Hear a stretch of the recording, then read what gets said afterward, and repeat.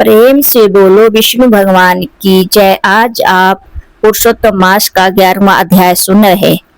आपको अगर कथा अच्छी लगे तो लाइक और सब्सक्राइब करके जरूर जाना। नारद जी बोले, हे महामुनि, इस कन्या ने बड़ा कठोर कर्म प्रारंभ किया जिसे मुनि लोग भी करने से कठिनता अनुभव करते हैं। श्री नारायण जी बोले, उस कल्याणी ने बड़ी कठिनाई से होने वाला तप प्रारंभ किया तथा पंचमुखी शांत शिव का ध्यान करने लगी। गर्मी में प्रचंड धूप में अग्नि के बीच में बैठकर, हिम्मत तथा शीत ऋतु में ठंडे जल में बैठकर तपस्या करती थी। उसका मुख जल में कमल के समान तथा सिर के बाल लेकर सेवार मंजरी से गिरे हुए जल में शोभायमान लगते थे। वह बाला वर्षा ऋतु में खुले मैदान में वर्षा के जल को अपने शरीर पर लेती थी।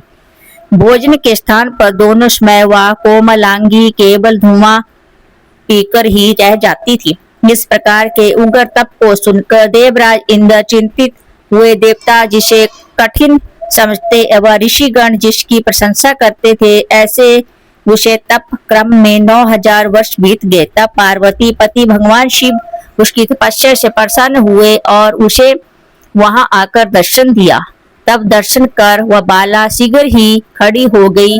तपस्या तथा प्रसन्नता के कारण कृष्ण देह भी पुष्ट पुष्ट दिखने लगी।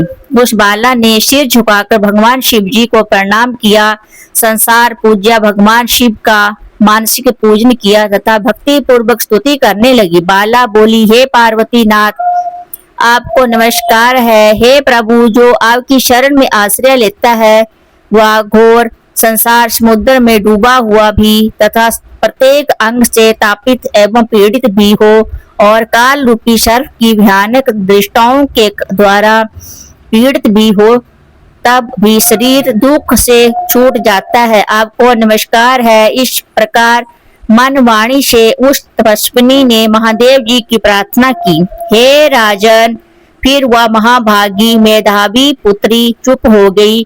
श्री कृष्ण जी बोले, उसकी प्रार्थना को सुनकर तथा उग्र तप से प्रसन्न हुए भगवान शिव प्रसन्न कमल सारी के मुख से बोले। श्री शिवजी बोले, हे भद्रे तपस्विनी, तुम दुखी मत हो। जो भी तुम्हारी मनोकामना हो वह हमसे मांग लो। मैं तुमसे प्रसन्न हूँ। राजन, इसको सुनकर वह कुमारी आनंद में डूब गई और श्रद्धा शिव से बोली, हे दीनानाथ, आप अगर प्रसन्न है तो मुझे पति दे, मुझे पति मिले, मुझे पति दीजिए, मुझे पति की कामना है, पति दीजिए। तब उस बालक से शिवजी बोले, हे मुनि कन्या, तुमने मेरे सामने अपने मुख से 5 बार पति शब्द कहा है, इसलिए तेरे 5 पति हो गए और वो सूरवीर धर्मों के ज्ञाता साधु एवं सन्यासियों के समान रहने वाले सत्या पराक्रमी यज्ञकर्ता गुणों से प्रसिद्ध प्राप्त इंद्रियों को वश में रखने वाले राजा होंगे। श्री कृष्ण बोले। श्री शिवजी का यह अप्रिय वचन सुनकर वह बाला झुककर चतुरता से बोली, हे सदाशिव गिरजाकांत, संसार में इस प्रकार मेरा उपहास न कराइए, क्योंकि प्रत्येक स्त्री का एक ही पति होता है। 5 पतियों वाली एक स्त्री कहीं देखी ना सुनी है। हे कृपा निधान, आपके सामने इस प्रकार कहना योग्य तो नहीं है, इससे क्षमा चाहती हूँ।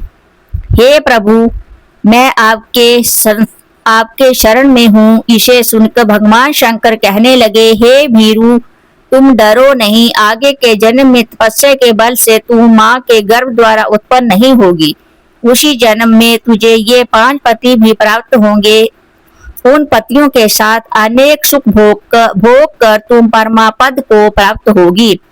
पुरुषोत्तम मास भगवान का प्यारा महीना है, तूने उसका नियम पालन नहीं किया। श्री कृष्ण भगवान ने अपना ऐश्वर्य इसे प्रदान करके उसे अपना बनाया है।